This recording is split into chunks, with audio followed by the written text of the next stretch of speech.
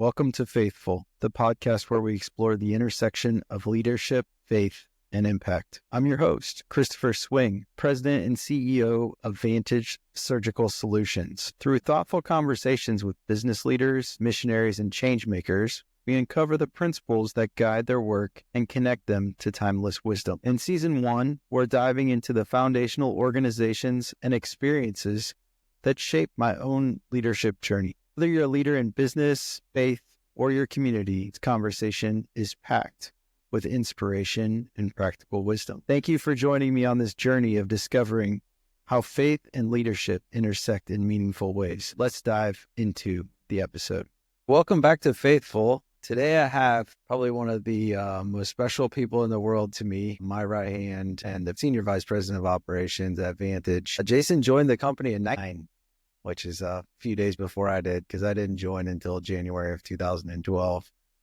But what's really interesting about his story and what I really connect with when I first joined Vantage, as well as I think a lot of people in the world will connect with, is that he started in our entry-level technical role within the organization and worked his way up to basically being my right hand. And that's an interesting avenue that he took in order to get that done. And you hear about it from time to time, people that accomplish that. I can just tell you that from my experience with Jason through the many years that we've worked together, he's the most capable of challenging me on just about everything because he's done so many different roles within the organization. But I think more of what he challenges me on is what's right for our customers, what's right for our employees. And I think that's what's caused us to have such an amazing relationship through the years. So without a doubt, one of my favorite people in the whole world, Jason. Welcome to the show, my man. Yeah, thanks for having me. So, I mean, it would be insane to not start out some sort of a leadership-oriented podcast, taking us all the way back to 1999. And, what caused you to want to join the organization, which is a funny story that I think I know the answer to. And then, what were your very first impressions? And what is the company like today comparative to, say, 1999? Sure. That's a very loaded question, but I'm happy to answer that. So I just finished my degree at Eastern Illinois University, kind of unconventional degree in zoology. Got my degree, was really wanting to get into the Department of Natural Resources, or kind of like a lab-based thing to use my degree. And it was just the market was really tough at the time. And you didn't have access to, like all these websites and stuff to find all these opportunities. So back in the 90s, there were newspapers. So I was flipping through. I was actually working at my part-time landscaping job and student teaching at my old high school, just trying to figure out what my next steps were. Was flipping through the classifieds, saw this thing that said looking for people with medical and biology backgrounds, which was few and far between, right? And so I sent my resume, not really knowing where this place was. It was kind of a blind ad. I think it was run through like a temporary staffing agency or something like that. Got a call back, had kind of a preliminary interview there, and then I was like, where is this? And they were like, Effingham, Illinois. I was familiar with Effingham because Janice, my wife, who we were dating at the time, was from there. So went, met everybody, kind of learned about the position. It was a very different business than I expected. Super unique, kind of hard to wrap your arms around, and ended up getting called back, had a secondary interview, and came in that surgical coordinator role. I think I was the 8th one at that time from a field perspective, and 6 of us were in Effingham, and I think 1 was in Tennessee and 1 was in Cincinnati, Ohio, which is still our longest tenured employee at the organization, and he was first satellite technician. Well, they called us technicians at that time. I came in, a lot of the training was on like VHS tapes and a 3-ring binder. First week did a lot of just like anatomy and learning about different pieces of equipment. And we had a training manager at the time, so he kind of worked in and out. He was also in the field quite a bit. But I would say it was the end of my first week, the manager came in and said, "Hey, we need you to go do YAG laser procedures next week." I had not even heard of such a thing at that point. I was like, okay, I'm good with that, but I need to learn it and figure it out. I was scared to death and kind of went out and got baptized by fire a little bit, but in a no risk way. So, that's really kind of what launched my career there. And what's really different, like I said, what's really different about it today is our training's a lot more evolved. The business has shifted significantly from then. And we look at things a lot differently. And the number of people we have on board is vastly larger than when I started. So when you responded to this ad in the newspaper, I mean, did you ever have any idea that 25 years later you'd still be working at the same company? Absolutely not. I figured I was riding it out a couple years, getting my feet wet and, just getting some experience under my belt and a little bit of a resume builder and push on somewhere else. So tell me, what are some of the key steps that you made, obviously starting out as a technician, making it all the way to the senior vice president of operations for the organization? What were some of those key milestones or positions that you held along the way that really prepared you for the next steps? So I think a lot of it was some of the experiences I had, first of all, to kind of progress into those steps. And with it being my personal background, grew up in a small town on a farm. Hard work was instilled in us from a very young age. So when I got my first professional position, I had the work ethic of like a farm kid. So wanted to learn how to do things right, wanted to do it right every time, wanted to be dependable, wanted to be respectful to those around me. And I think that kind of started the whole thing rolling because I gained a lot of credibility within the organization in a very short amount of time just by the way I conducted myself and my willingness to learn, which is something I like to do anyway. But when I got into that position, into that coordinator position, some of the things that took other people coming into the organization a little longer to grasp, like anatomy and physiology and like how things merge together with the equipment side of things, like all that caught on really quickly for me. So it was more of figuring out like how the service worked and how all that kind of came together. I starting and servicing a few accounts locally. Dennis Daters, who and your guest last week mentioned, as being a significant player, he was the one that kind of kickstarted me, if you will. I was servicing some of the local accounts. He recognized that. We kind of hit it off from just my upbringing too. And when we got our first high volume account in Missouri, going back to the 90s, like our significant case volume in a day back then was like 10 cases. That was insane amount of cases. I think our contracts at that point, our minimum contract was a 3-case minimum, so 3 procedures. So when you went somewhere with 10, it was like, oh my gosh, what an amazing day. So Dennis closes this deal in the Boot Hills of rural Missouri with a practice that was doing 20. When I started down there, it was 20 cases on a Thursday and like 20 cases on Friday. And when Dennis brought that up in a meeting, we used to have little ops meetings. We all were looking at him like, that's insane. That doesn't happen. So when we launched that account, the guy who trained me, the training manager, actually went down and kind of started that account. When he came back, he was like, "Hey, Dennis wants you to come down there and work that account." It's a 2-room thing, which we didn't do a lot of that then. And I was like, "Well, am I ready for that?" And he's like, "Well, Dennis wants people dependable because this is like the first, this is our first big thing." So that's really kind of what kickstarted my whole experience in terms of gaining traction to do something different. So I got down there.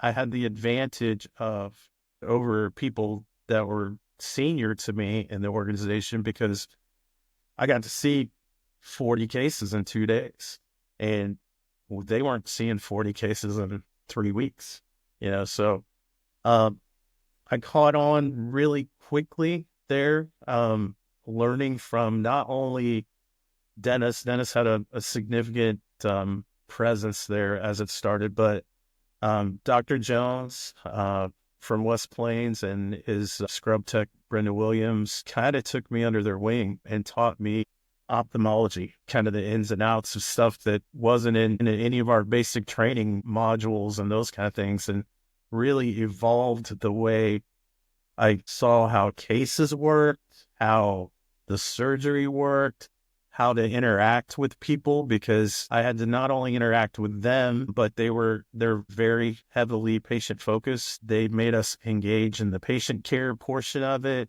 It was just a very well-rounded education I got on the job from the on-job training, really, and really propelled me forward. As I was doing that and learning from them, like I said, Dennis had a really heavy presence. So I would see him every time we'd go out to dinner. And after I kind of felt like maybe I could do something else in the organization, we'd sit down and I'd be like, so tell me how the contracts work, because we never saw stuff like that. Tell me how those work. What's the challenges to get a contract? Like, how long does it take? What do you guys do kind of behind the scenes to make that work? Like, how do we get to the pricing? Why do you always say this when we're in the operating room, or when you're talking to the doctor or an administrator? And really kind of started gleaming things from him. And then just in conversation, I was like, hey, I'd really like to do something different, and we were starting to grow a little bit, but not a lot. And he's like, well, let me go back and talk to Rob. That was the manager at the time. And so I came in off the road. We traveled really extensively then because there wasn't very many of us. Our geography was pretty widespread. So I came in on like a Friday and I'm like, hey, let's talk about me doing something different. I don't know if it'll work. I said, I just don't think I'm equipped to be in the field all the time. I think I can be doing something different. Well, we don't want to lose you, give us a week. So I was out on the road for another week and I came back in and they were like, hey, so if you can handle the Jones accounts and still do that for us, we're going to bring you in kind of under the supply chain umbrella.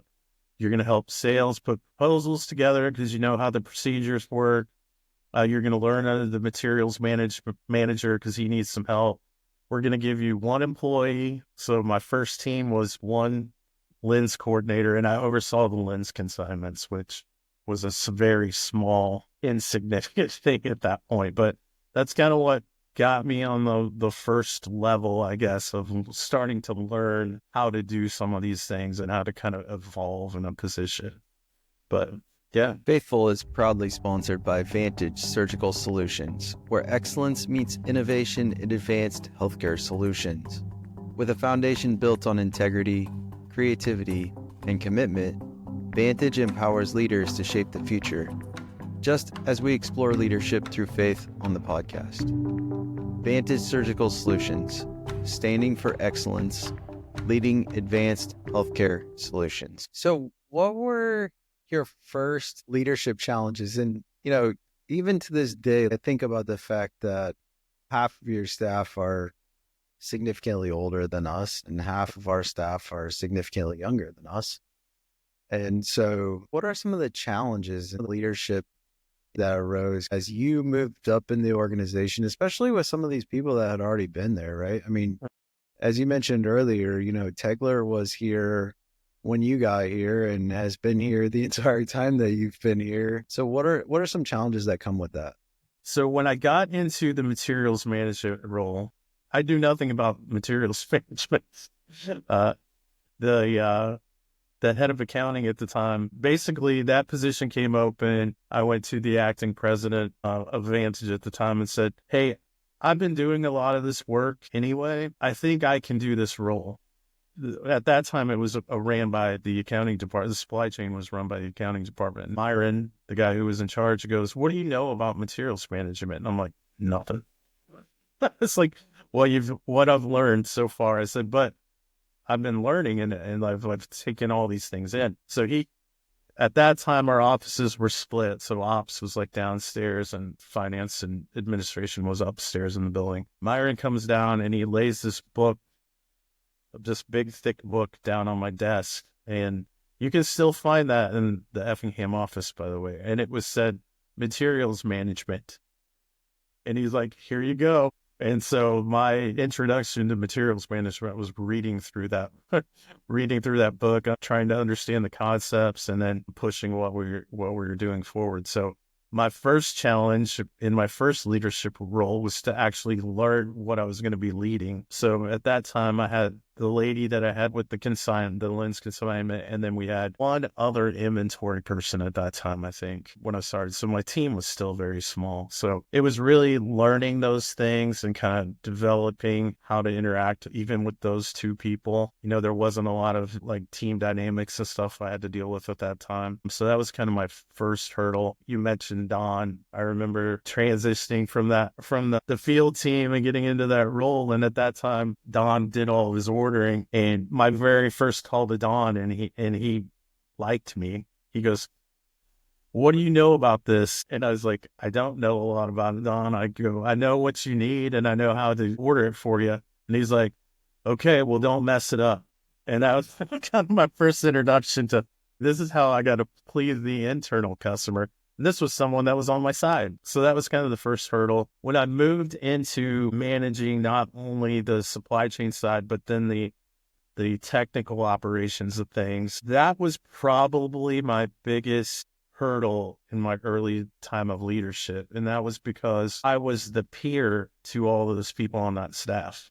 So that's where I started. And now I've got oversight of the people that I went into the operating room with and, hung out with on Fridays when we got our stuff ready. And that was a challenge to, one, kind of garner a little respect. I mean, I had to show that I earned that position. And then secondarily, like with disciplinary or accountability issues, like how to navigate that, because, these were people that I was in the trenches with. And now I'm like, "Hey, you can't do it this way. We need to do it somewhere a different way. I don't like how this is being done. I think we can do it more effectively." "Well, you don't know what to. Well, I do because I did the job." So, that was probably the biggest jump. Supply chain was pretty easy because I didn't have a lot of people, but when I got it all kind of collective and had that peer group, that was a big challenge and really my first big hurdle. We've tried to promote quite a few of our internal people, and this seems to be the spot where they get hung up, is that transition from being a peer to being the supervisor or the manager. You accomplished that. Like, how is it that you survived that process? I'm not talking about like one person or two people or even three people. I mean, even since I've been here, and I guess this shows you how many times that I've failed, we've tried to put, 4 or 5 people into that role where they transition from doing to leading. And it seems like every time, whether by our choice or theirs, we've just decided it didn't work. And so how are you successful in that when the average person can't seem to pull it off? So I would say this, I was probably in that same boat of people that we've seen not be able to transition. However, I had the forethought to kind of recognize that in order for me to be successful, I needed to figure out a way. So it was really kind of a hard stop with the group, if that makes sense. So I basically brought everybody into the room and said, "Look, here's the deal. I worked with you side by side for these last couple of years. I'm now in a different role. The expectations are different." And it wasn't an ultimatum. It was just like, here's the way it's going to work is love you guys. You're part of my team. We're a collective, but There's going to be times when we have difficult conversations. There's going to be times when I make a decision about how we want to run things operationally. You're going to disagree with it. We're just going to have to professionally disagree on that situation. And you're going to have to, get behind me in March or decide to go the other direction. Some people took that as okay. And some people took that as I'm going to be the biggest pain in his side that I can be. And I just had to, I had to deal with those things. And I think what we've seen is a couple things. Maybe one, willingness to not depart from that old camaraderie and be able to differentiate that, which I think that is a skill in itself. And two, I think I had the expectation for myself that I wanted to elevate and continue to elevate. And I think some of the staff that we have given that opportunity to have had that fire in the beginning and wasn't understanding of the additional sacrifice and work that went behind that to kind of get that elevation. And then therefore kind of reverted back to their comfort zone of, well, I'm good here. So I think us being what I think are good leaders, didn't want to take away from the organization by making them either exit or stay in a position they weren't comfortable with. And we let them migrate back into roles that were effective for the organization and, drove some happiness for them. I think it's really about the drive and the ability to kind of separate from where you've been and where you want to go. So kind of transitioning to more of your management philosophy, what are some of your core beliefs and principles that guide kind of your management philosophy, or some would argue create your management philosophy? It's customer first, no matter how you slice it and dice it. And that's both your external ones and your internal ones. That should be your highest priority as a leader. In terms of style, very much not a micromanager, which is what I appreciate about you too. We kind of have the same philosophy there of we hire and trust the people we hire to do great things. And we need to hold them accountable to it, but we don't need to be standing behind them and telling them every single decision to make.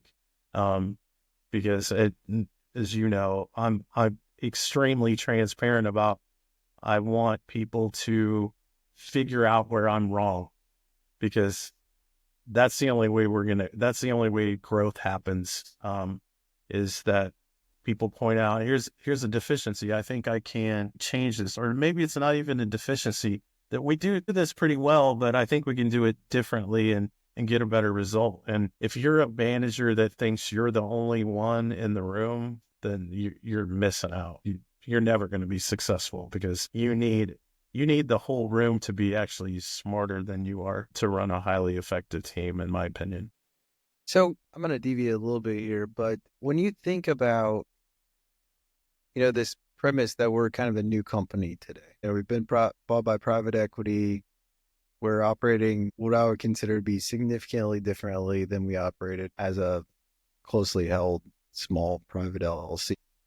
A lot of times what I hear these days is the teams that got you here aren't necessarily the teams that get you to the next level. And I think that's true. We found that in some places, don't you think? Like the mentality, the strategy, or lack thereof strategy, maybe in some places. But I think in general, for the most part, the people that have kind of this growth mindset, they've kind of grown along with us. Agreed. I think the core group of people that have come along this journey with us are the ones that really drive what we're doing. And I think the new people that we bring on in certain roles just further enhance that. I give you a lot of credit for that, because even though we have this significant organization and most of the people don't work directly for either one of us at this point, which is a little bit interesting. They all work for us ultimately, but not directly.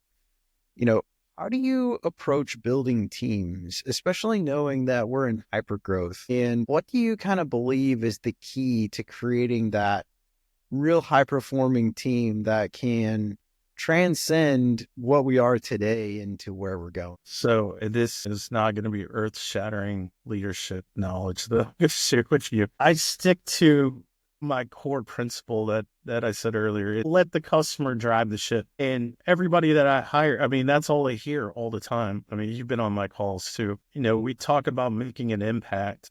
We're in the healthcare arena. So even though we do a lot of things that are probably more logistics and supply chain oriented, our end result is in a healthcare facility that impacts a patient. So everyone on the operations team is like smacked over the head with the philosophy of whatever you're doing, whatever decision you are making throughout the day ultimately impacts a person on the other end of this that is receiving high quality patient care. But that is the culture that I try to create, and we try to create that organizationally too. But it's easier for me where I'm at because my team ultimately goes to the operating room, right? And all the people that are on my team support that. So they see that, and it's easier for me to push that momentum forward from a cultural perspective. And that's really what helps me build my team. And that also is what helps me kind of dissect that team later, because those people that aren't bought into that philosophy really show their colors and float to the surface, and they're easily identifiable that this is not a good culture fit. We need to make a change to strengthen the team. Second to that, I would say at this point too, which is an exciting time for us, is by building out our new operations leadership team, and you were active in that with me, is that we have a very diverse set of experience that we brought on, and we did that purposely to give us new perspective, strengths in areas where we had weaknesses, and really focused around that from the team building perspective. And even though we're kind of in the infancy stage of these people getting up to speed and really making an impact, I'm really excited about what this is going to look like moving forward. And, when we were the smaller version of us, we kept it tight knit and we kept it hybridized, and we ran lean, and we did all the things we needed to do when we were small. And now that we're getting ready to have that expectation of growth and needing to do things differently, I think we've responded to that by thinking differently from a leadership perspective. Faithful is brought to you by Vantage Surgical Solutions, where we believe in progress through passion. If you're inspired by innovation and excellence in healthcare, we invite you to join our team. At Vantage, we're not just shaping the future of healthcare, we're empowering individuals to make a difference. Visit our careers page to explore opportunities and see if your journey aligns with ours. Vantage Surgical Solutions, where passion meets purpose. I think one of the things that we've done well through the years is that we always use an opportunity to improve ourselves. That might mean that, somebody in South Bend, Indiana leaves us, right? And we look at our footprint, we say, okay, so based on the customers we have today for that particular market, does it make more sense to move them to Mishawaka or to wherever, you name it. And we do that throughout the country. I think that the gap filling, the deep dive into what your needs were from an operations perspective throughout the country, and all those people have the same leadership skills and qualities, right, that we would expect of the next leader of a, significant operations team anywhere running a significant P&L. But they all come from different places, whether it be logistics, which is huge in our world, even though we're thought of as a healthcare company, we're primarily logistics behind the scenes, whether it's military, we just have a plethora of, even call center and customer service orientation. We just have a plethora of new skill sets in those roles. And my hope is that as they grow as a team, that they rely on each other to kind of gap fill some of their own personal gaps and create a pretty amazing cohesive operations leadership team, which I think, they've got all the they've got all the puzzle pieces, right? It's just whether or not they can get them to all fall into place. Mm-hmm. Yep, I would agree with that. So one of the things that I think we can both agree to, because we've both been in the situation, is that we've both experienced a significant investment from Ann and Dennis over the years, both in us personally as well as in us professionally. At times when it probably didn't even make sense, they would invest in us. I remember being in San Francisco and Dennis making my birthday dinner for one of the shows out there. I mean, it's just a different level, as you think about that, right? Like that made the difference. Like, over our careers with Vantage, when we struggled to find the energy to continue fighting a battle that we didn't want to fight anymore, those were the things that I felt like made the difference, to where we would always be like, okay, well, we can figure this out. How do we do that for the next generation? Like, how do we fill that gap, right? Because we've created the gap by taking those roles that they probably filled in the past for us. So how do we fill that gap kind of as we look forward, like intentionally? Yeah, I agree with everything you're saying. There's been a couple of instances that come to mind where, I was at the end of the leadership rope, and, and Dennis pulled me back in, and it wasn't in a professional format. It was, outside the organization, outside the building, on their own time. I think it's challenging for us as we're so dispersed now. And I think I don't really have a good answer for you, but I think that is a kind of a goal and objective for us, is to figure out ways to create that virtually, as well as, and I think we have the right mindset of what we're doing moving forward too, is that getting us in the field more, not in the capacity of like, supervisor, but more peer, right? Like, what's going on in the area? What's your challenges? Let's go to a meeting together. I hope that as we do more of those things, it starts to feel for our team like it's not, oh, the boss is coming into town. It's more of, yeah, we're going to get some work done, but we're going to have a solid conversation at dinner about something unrelated, and get that sense of, next level camaraderie. I think that's totally achievable. I think we struggle with that now because we have so many things going on and we're so spread out, and there's more of us. So our experience is a little different because Andy and Dennis were close, and, we were adjacent to them, and there wasn't kind of this outside static going on. So we have that challenge for us to overcome, I think. Yeah, and I mean, I think some of the things we do well, right, is that just like Anne had different ways to describe it, but she really wanted what was best for us, regardless of whether or not being at Vantage was that.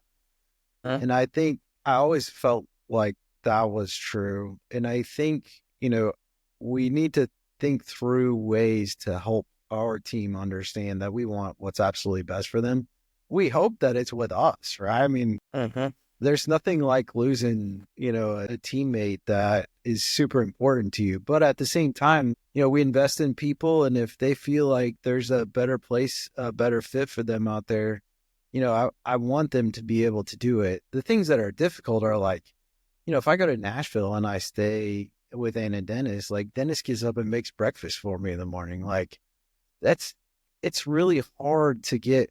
And unfortunately for our employees, none of those people experience any of that, I would say, for the most part. I mean, there's a few of us in our team that spent enough time with Ann and Dennis and made enough difference in what we were trying to accomplish as a company that it was like, I don't know if we unlocked the door to just unbelievable investment, is how I would describe it. But I think that's something we've got to continue to work on as we move forward. So one of the things that came to mind is, and I think you probably do this better than I do, primarily because I just really struggle with feedback in general, not so much in receiving it, but also in giving it. What, how do you balance the needs for accountability with your team? How do you balance, accountability with empathy? How do you provide feedback? How do you receive feedback? And I know that's a whole lot of things, so I'll kind of let you go at it however you wish, but, somewhere along the feedback continuum and, how do you balance accountability with empathy? Okay, so I would say I'll start with the feedback side of things. So one of the things that I do a lot with my group is, and encourage them to do, is collaboration. So we have a biweekly leadership meeting that we just talk about development issues, projects, and it's really open forum. I come in with an agenda of specific things we're going to discuss, but it's really a roundtable. So what spurs that is some pretty transparent and open dialogue, as that's what I lead them with as well. Is like, I'm very transparent, and I've had 2 conversations this week where, it's not that disciplinary feel, hopefully, for the staff. It's like, okay, well, you did a really good job here, but this is where you could do a little bit better. Here's how we could handle it differently moving forward and make it a learning thing. So that, I'm kind of all over the place here, but that feedback also is the accountability piece. So we've had a constructive moving forward discussion with a piece of, okay, he recognizes this from a leadership level that I was deficient here. So, we don't have to talk. That's one of the things that I also, it's kind of the Lou Tice investment to excellence thing.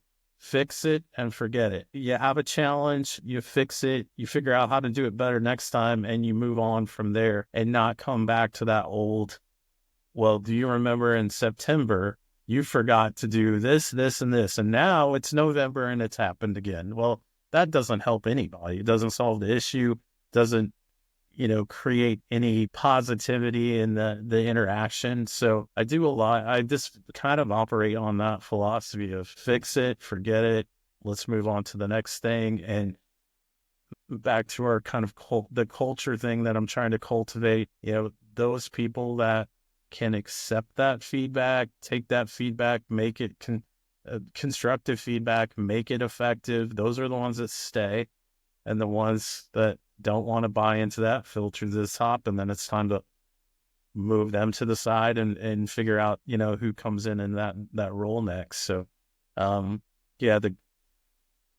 try to create a environment that is collaborative, and therefore they all have say in what's happened or how we're doing things. They all have say in the process. So when I call them out on the process of why didn't we do the process, they can't say, well, you invented the process, so I don't, it's on you. No, it's on us, because we all created this process and we all agreed to the process. So you've deviated from that. Let's fix it. Let's move on. Cool. So how do you think your faith has shaped your management philosophy and or approach to leadership? So I think, well, first of all, kind of the golden rule, I treat everybody like how I want to, expect to be treated. And, just the basic golden rule philosophy. And I think the other side of it is, Anne was a good steward of that as well. From the podcast you did with her, that was one of the things I appreciated, because I saw that evolution in her being with the organization. I saw that change. And then she kind of took me on that ride with her. She's done a lot of things. This is kind of going off script a little bit, but she's done a lot of things, whether she did it meaningfully or not, that helped mold where I am today and how I think of things and how I've engaged in things throughout my career too. She was the first one and she likes to kind of just throw you into the pond. So like my first committee I was on for the chamber, and she basically came in and said, hey, guess what? You're part of the scholarship committee. And I'm like, what?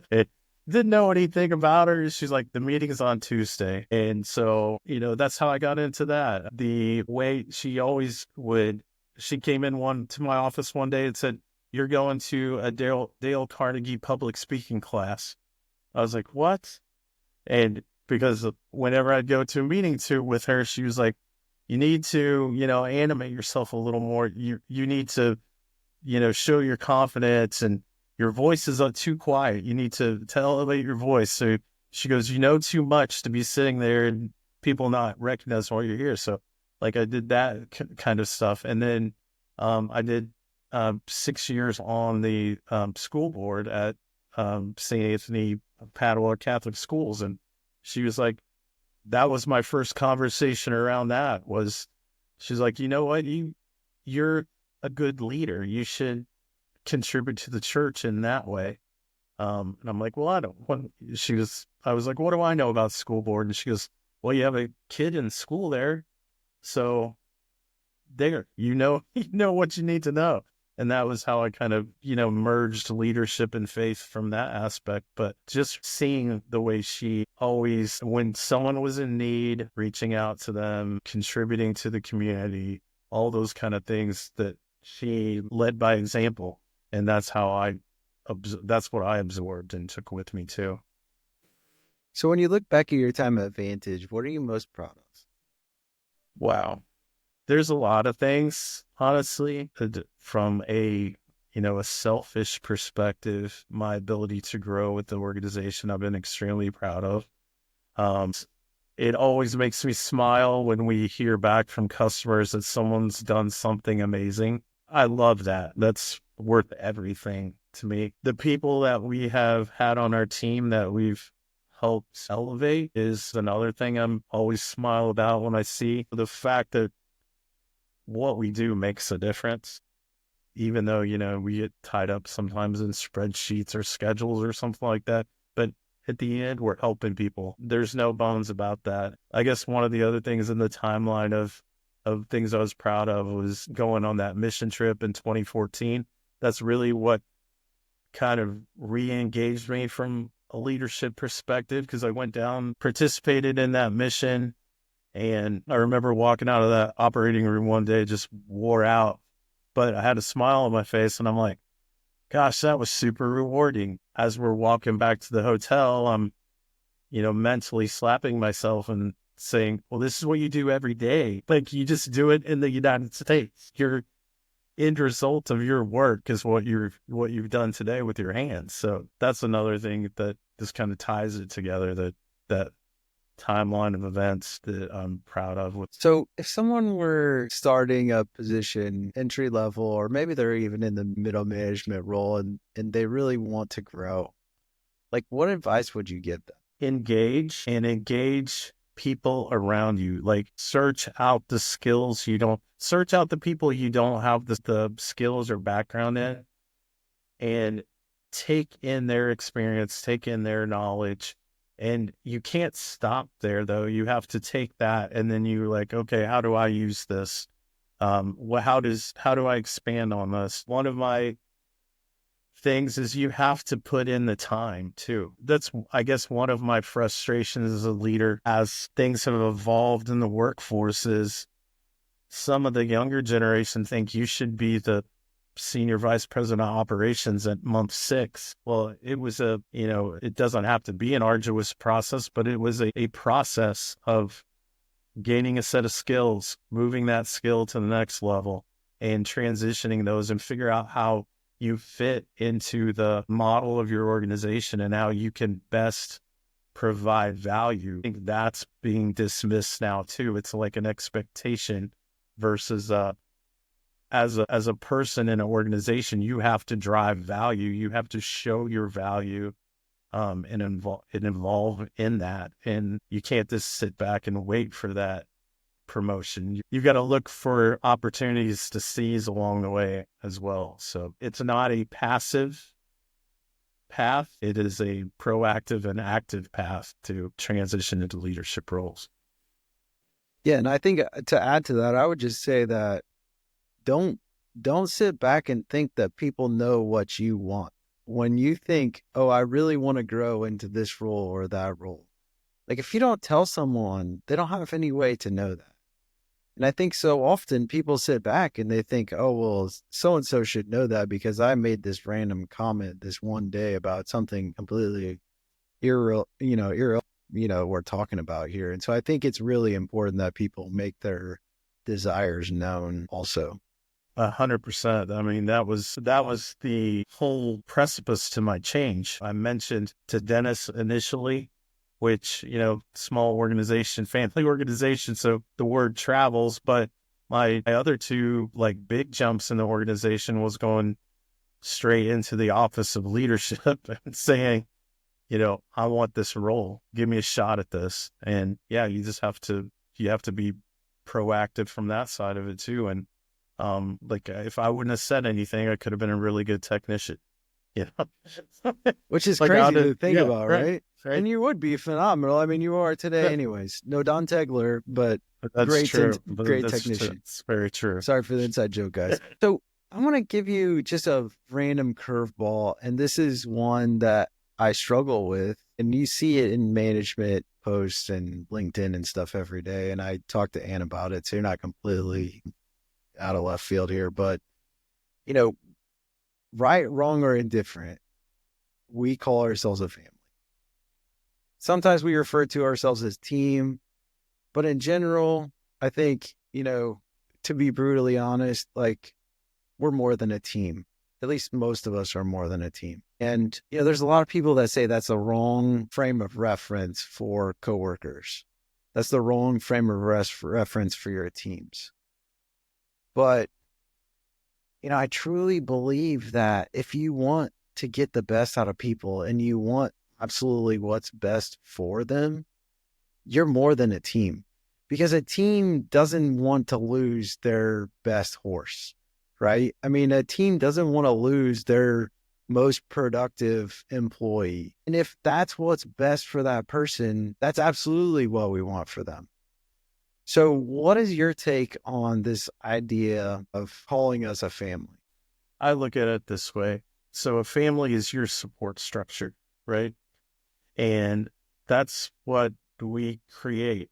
And the other aspect of this, as a family, when somebody's down, you lift them up. And I think we do a good job of that too. And yeah, you get that on a team, but there's an emotional buy-in with the people that connect with us and want to connect with us. And it is family. Like, you're concerned about if their child's sick, or you're concerned about what's happening behind the scenes, and maybe that's bleeding over into the work life, and you want to help them address that. And I've seen a number of things throughout my history with the company that Ann's done, that you've done, that others in the organization have done to lift people up. And I don't think that is the difference between a family and a team. To me, is the team kind of stops at the field and the family transcends that. Well, I hope you guys enjoyed this experience as much as I did. I am thankful to have Jason as part of the team and family. He is part of my family, and I'm sure thankful for what he had to share with you all.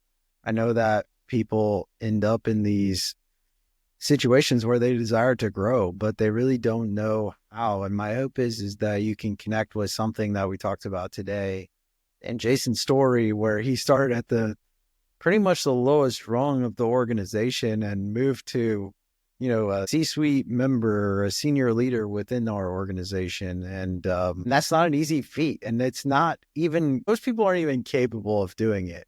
But I think most of the people that are probably listening to this are in the middle, somewhere in a middle management role or higher, and really are just looking for a way to grow out of that. And I think Jason brought a plethora of ideas that, you can raise your hand, you can develop yourself, you can engage in telling people what it is that you want to accomplish, because without any of that information, it's really difficult to get to the next level. I hope you all enjoyed this episode, and we'll see you all very soon. Take care.